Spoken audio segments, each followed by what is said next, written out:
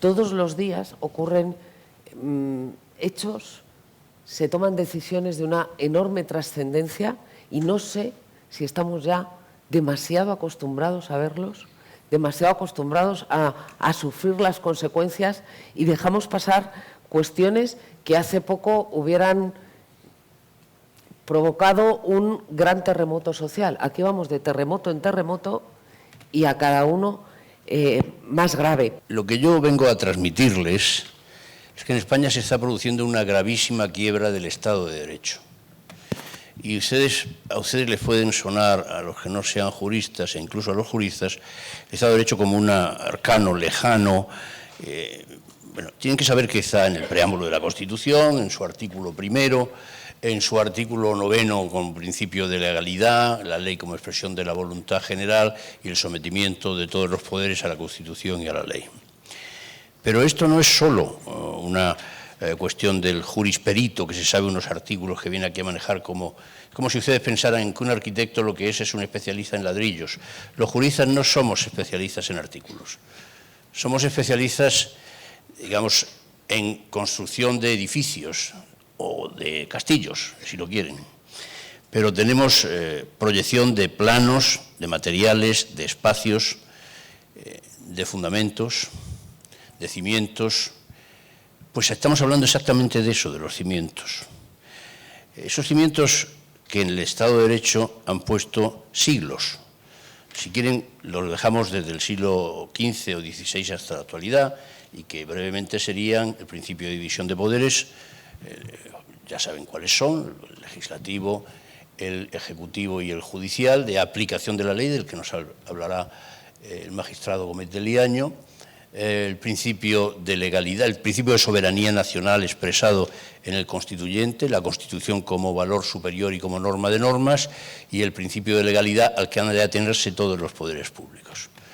Pues bien, yo sostengo que eso, que es algo que es la común opinión de los juristas y de quienes estamos en el mundo del derecho, y también debe serlo de los políticos, no es compartido hoy por el gobierno del señor Sánchez. Antes, al contrario, la facción dominante, es decir, la facción podemita, tiene una concepción del Estado y del derecho absolutamente contraria a esa visión. Creo que nada mejor que declarar que en un Estado de derecho y democrático existen principios indiscutibles, y eso es la independencia del Poder Judicial. Pues bien, a partir de aquí, esto es lo que recomiendo necesario dispensar, y así lo hago. 1. Es necesario reafirmar que el Poder Judicial es un poder del Estado, no un poder de los partidos, o gobiernen o no gobiernen. Si lo que se desea es una justicia auténticamente independiente, debería procurarse alejarla de las siglas políticas. Los fines de la justicia y de la política siempre han hermanado muy mal. 2. Es necesario, con carácter de urgencia, que el Consejo General del Poder Judicial sea expresión del Poder Judicial, en lugar de serlo del más puro poder político, empeñado en meter la mano en la composición de un órgano de gobierno de los jueces, mientras estos viven, y me consta, el desencanto de una judicatura que se siente poco valorada y en buena parte atosigada. 3. Es necesario y urgente, pues, contar con un Consejo General del Poder Judicial cercano a los jueces, que los represente y que defienda la independencia judicial. Hay que poner fin, de una vez por todas, a los cambalaches en el nombramiento de los vocales del Consejo General del Poder Judicial. ¿Qué va a pasar con el Tribunal Constitucional? Y os pregunto a los dos. El Tribunal Constitucional lo reserva la coalición de gobierno, es decir, todos estos de la llamada democracia radical o podemita o como lo quieran denominar, que son fracciones, pero todos unidos en el sostenimiento del poder para desvertebrar la Constitución española actual. El tribunal es la garantía de que esa desvertebración por piezas que se está haciendo y que quieren que continúe en la próxima legislatura va a ser mantenida como una apariencia de Constitución. Es decir, que se va a modificar la Constitución con decisiones del Tribunal Constitucional. Eso es, mutando la Constitución sin que formalmente parezca afectada. Eso es lo que Cándido, conde Pumpido, a quien el señor Buendiraño y yo hemos sufrido y conocemos bien, él es amigo suyo, yo conocido, pues, pues es a lo que se va a dedicar. Él es un activista de la izquierda y de sus deseos, y a eso se va a dedicar, y para eso se ha confeccionado esa mayoría con esa prisa. María, ¿qué consecuencias tiene esto para la sociedad española? Tanta lucha por los derechos de la mujer, por la igualdad. ¿Para qué? Para que nos podamos sentir hombres, para que un hombre se pueda sentir mujer en un momento dado. Es un fracaso del feminismo, un fracaso de la igualdad, por lo tanto. Tenemos un ser humano sin naturaleza, tenemos un ser humano también sin razón, porque se ha desechado el uso de la razón. Y la razón está en la esencia, la racionalidad está en la esencia del ser humano. Y nos conmina a actuar según máximas que se pueden convertir en ley universal.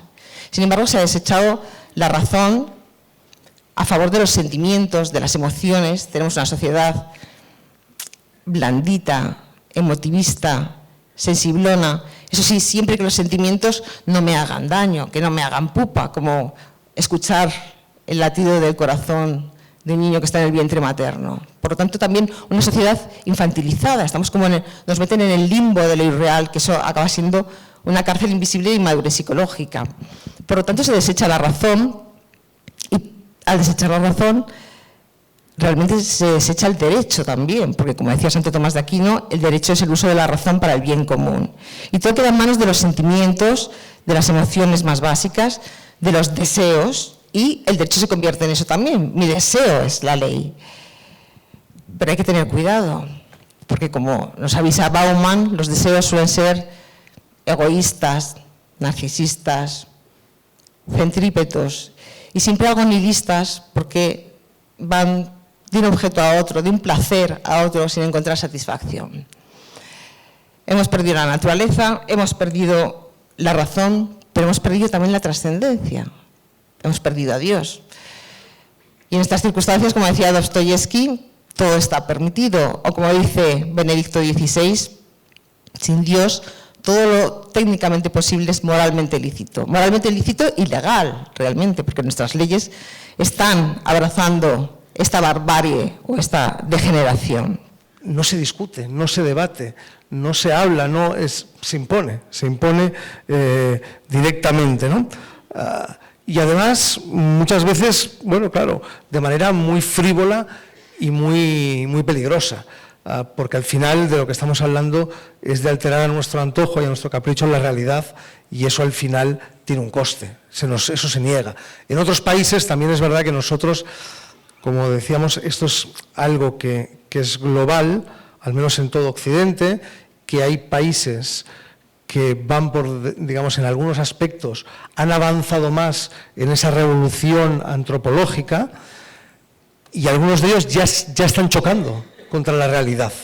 Y nosotros, que a lo mejor, digamos, pues íbamos un poquito atrás, en vez de tomar nota y aprender, bueno, pues parece que queramos redoblar la apuesta, ¿no? Dice, nosotros más.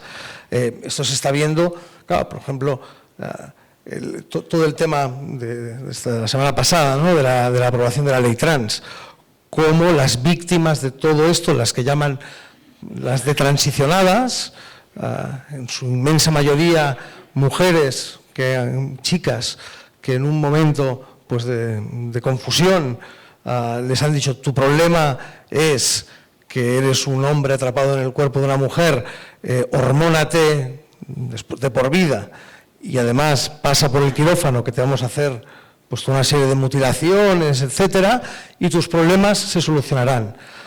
Eso, digamos, en el Reino Unido, por ejemplo, en Estados Unidos, hay el pico, digamos, que se dispara hace aproximadamente una década. Al cabo de 10 años, estas víctimas dicen, oye, han pasado 10 años y yo continúo con mis mismos problemas, mucho más agravados, porque estoy, hecho con el cuerpo hecho fosfatina y adicta a las hormonas ya casi de por vida, ¿no?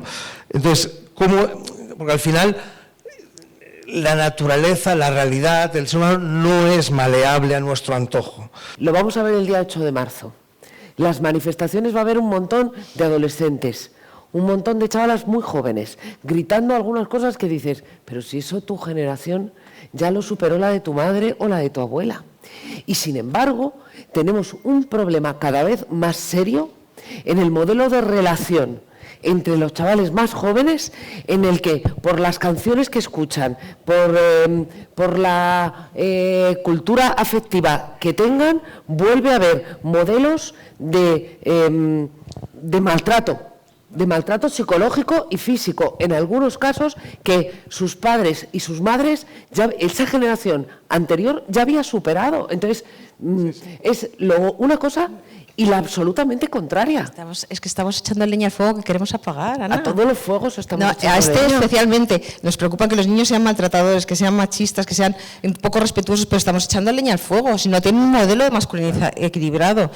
Se les está enseñando en las escuelas un tipo de sexualidad. Las chicas lo aceptan. Pero es que se les está enseñando en las escuelas un tipo de sexualidad que implica dar rienda suelta a los impulsos más básicos de la sexualidad humana. Les estamos deshumanizando, les estamos animalizando. Por ejemplo, la ley de protección de la infancia no permite el ejercicio de la autoridad a los padres. La imposición de límites. Un hijo solamente va a adquirir libertad con la imposición de límites. Límites y libertad es la misma cosa. Una libertad sin límites es una forma inédita de esclavitud de mis perversiones, de mis impulsos, de mis deseos. Y estos niños que no tienen límites, no tienen autoridad porque no se puede ejercer, pues en fin, pues son esclavos de sus impulsos. ¿Tú qué opinas? Bueno, vamos, yo es que fíjate, totalmente de acuerdo porque es que es de sentido común, ¿no?